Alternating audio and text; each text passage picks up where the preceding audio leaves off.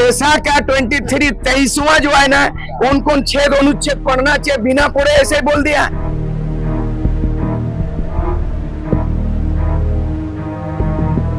पैसा कानून is not under state government, not under assembly. पैसा कानून इज सेंट्रल है, अंडर सेंट्रल गवर्नमेंट।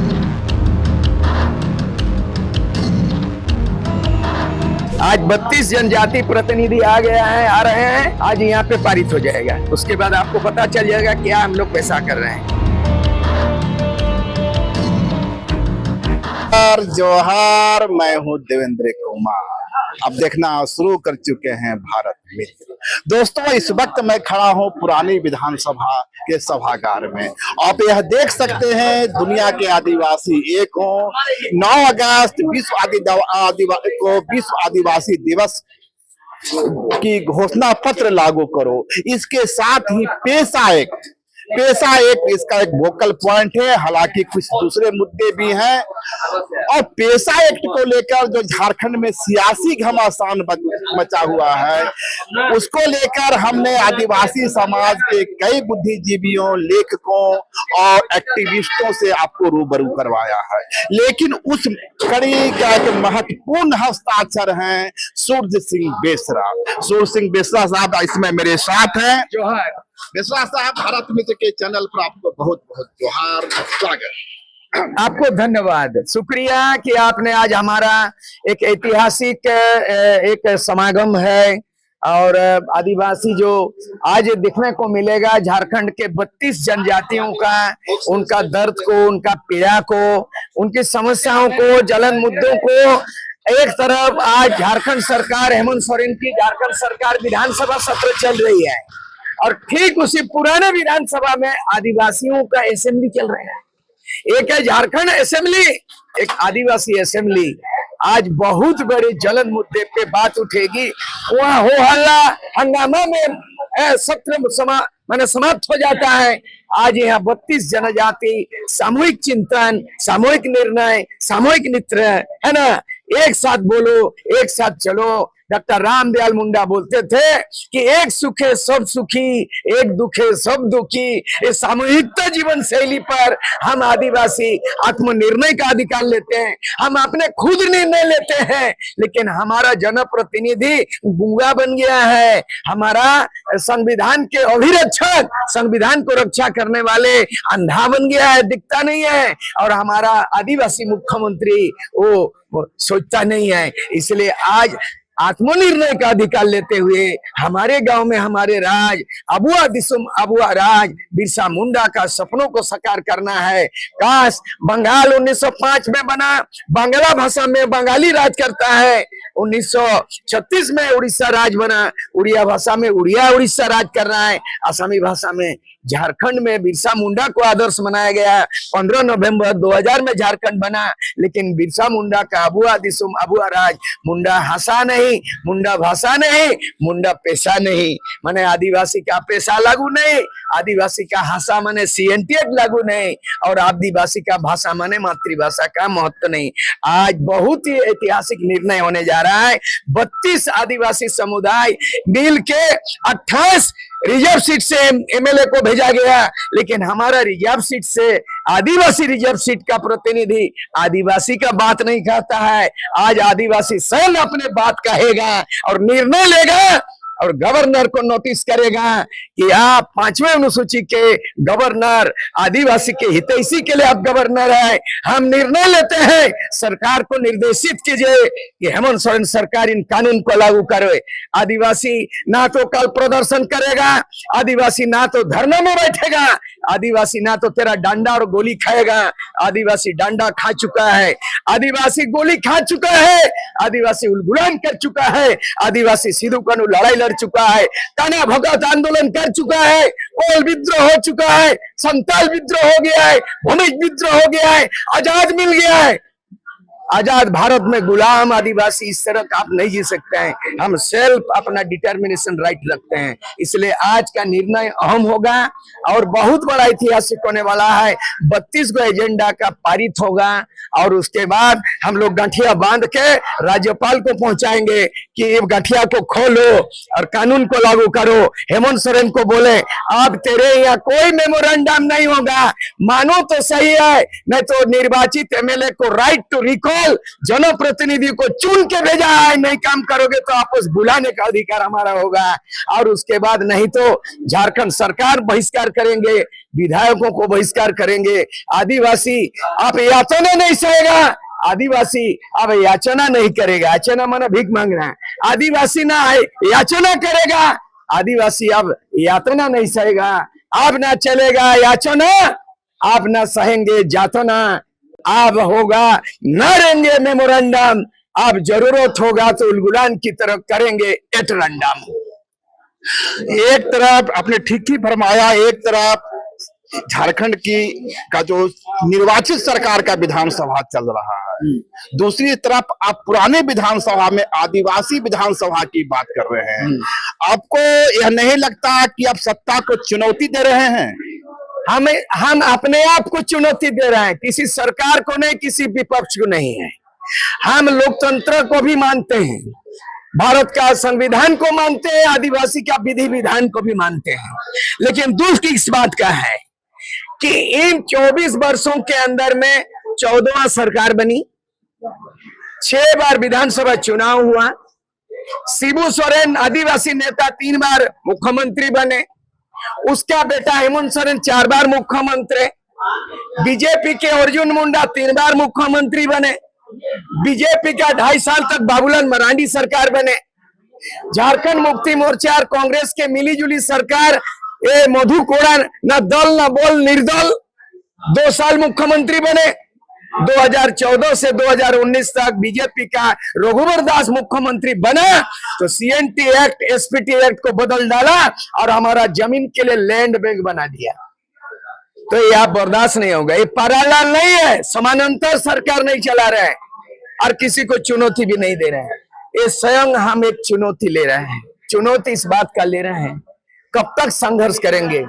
आदिवासी का जीवन गाथा, आदिवासियों का दर्द, ज्यों ज्यों इलाज करते गया त्यों त्यों मर्ज बढ़ते गया, फिर भी आजाद भारत में गुलाम आदिवासी ऐसे ही रह गया।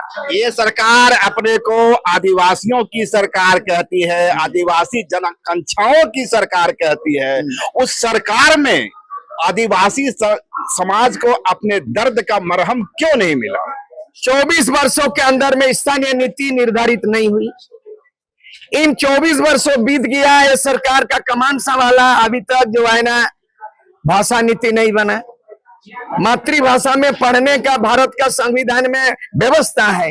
There is a provision in our Indian constitution article 350A, the medium of instruction should be mother tongue in primary level compulsory.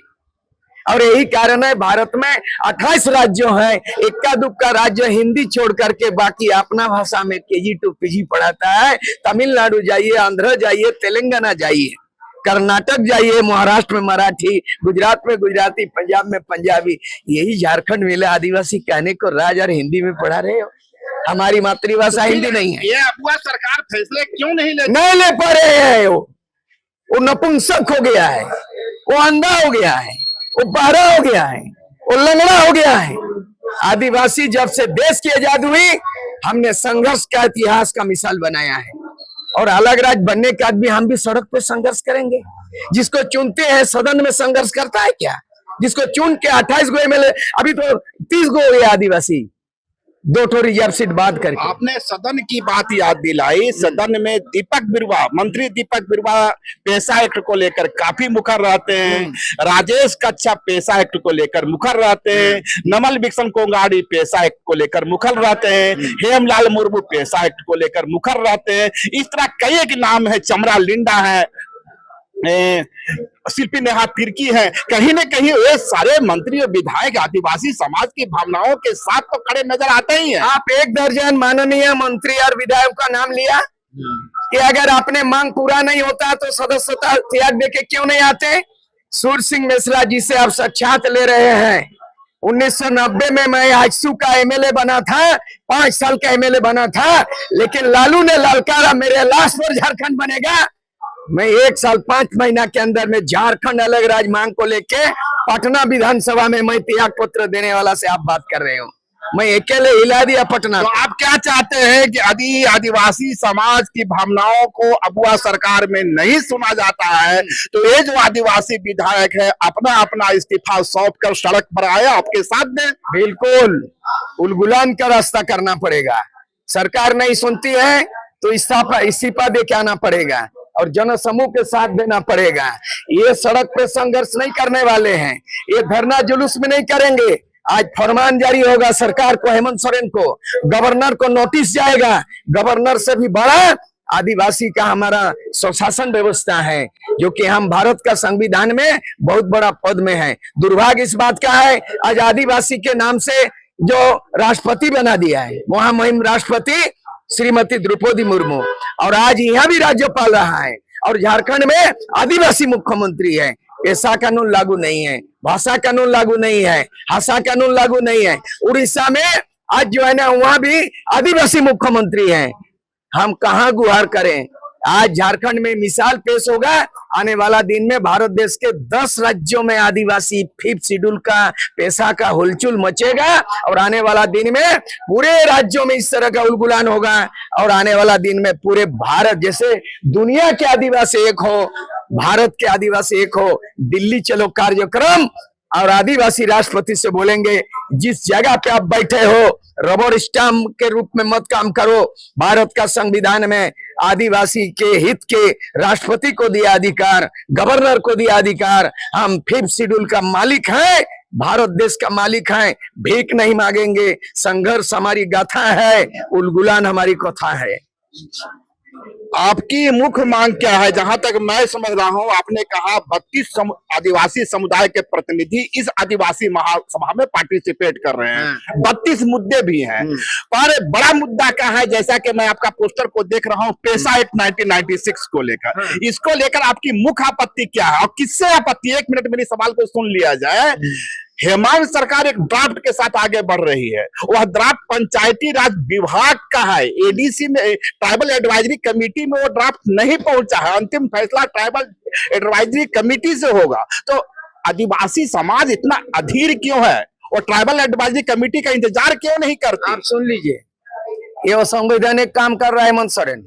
अभी जो ट्राइबल एडवाइजरी काउंसिल बना है, मैं जब एमएलए थे वो तो बिहार में थे 1990 में, अब झारखंड राज्य बना 2003 तक।